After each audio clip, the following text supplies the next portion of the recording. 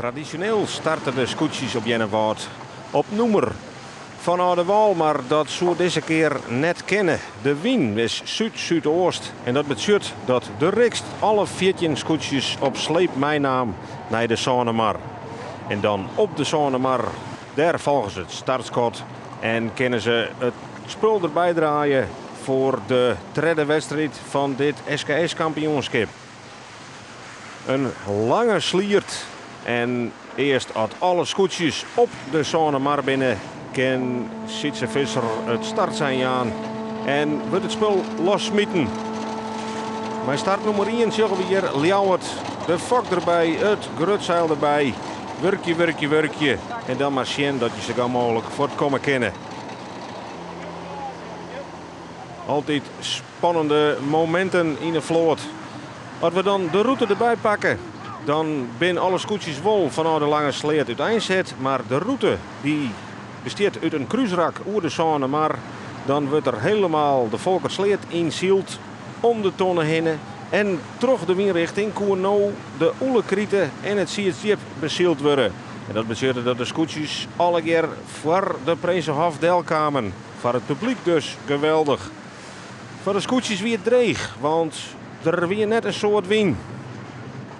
En dat betekent dat het heel wichtig is om de juiste plakjes op het wetter te vinden, de vlaagjes te vernemen en elk vlaagje te benutten. Ja, Ljouwert had vanzelfs als start nummer 1 de eerste keuze. Maar we zag al heel gauw dat het vensterscootje, en die is toch van het 5e stek al begonnen, naar voren sloept. Jennewaard als tweede uiteenzet kan nog voor de vensters deel kruisen. En daarachter kroept het al aardig in waar. En de ene hier meer moeite om die wind te vinden als de oren. Hij wiek wat vlagerig, biedt weer haast voort. En dan is het heel dreig om in die Volkersleet het goede spoor te vinden. Dat goede spoor hier deze schipper al, Pieter Brouwer. Hij zag de hege kant en de concentratie dripte er aan boord van het scootje de Gerben van Manen. En onder haar zullen ze dan Jennewaard lezen. En Jennewaard is intussen de nummer 1 op dat stuit in de wedstrijd. Want Ljouwert, die het zo mooi vooraan beginnen mocht, is wat oorzaken naar het 4e plak. En achterin is het volle dreger om dat goede spoor te vinden.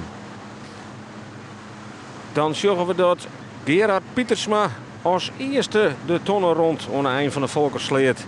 En ja, wat zou het mooi wezen van deze man op eigen wetter een eerste plakje verdienen. Ze strijden ervoor, maar ze weten dat Jereveen op het vinkertouw zit. En daarachter, daar komt de rest aan. Met Snits, met de achtervolging die net in Safir achter de venster zitten. Maar het gotje is toch nog behoorlijk. Jennewaard wit voorlopig staan te horen als ze de Oelekrieten inginnen. Jereveen daar vlak achter. En over de toppen van de bjemmen volgt de rest van de vloot. Een hele oren zielerij van zelfs als Juster. Totaal oren wien. En dat vreegt ik oren kwaliteiten. En wat kennen die scootjes dan met dat lichte waar? Hoe goed had de schipper het spul erop staan? Bij de ene weer dat duidelijk beter aan de oren. Het weer echt duidelijk dat in die middenmoot de verschil minimaal wien. En dan heb je zelfs tussen die bjemmen alle keer last van elkaar. Voorin is dat heel los. Het is Jennewaard die het staan horen kan. Want als ze de tweede keer de Volkersleet indoeken, hadden ze nog een voorsprong op het veen. Maar Jereveen leidt ver heger in die Volkersleet en alles en iedereen werkt het mee. Alco Rijenga, die mij voor één keer roken aan boord, zijn sigaar met Pieter Brouwer vertellen wat de wind docht. Want dat hele liedje wind, dat moest maximaal benut worden. En dat doggen de man van Jereveen heel best. Want in dat lange rak in de Volkersleet slagen ze een god met Jennewaard. Erop en erover. Als eerste om het tonnen. En hier wordt toch wel een beslissing forceerd, ja. De eretribune hier bij de Prinsenhof. En die zeggen dat de achtervolgers, met Snits, met Ljouwert, met de Lemmer, dat die heel deun op elkaar zitten.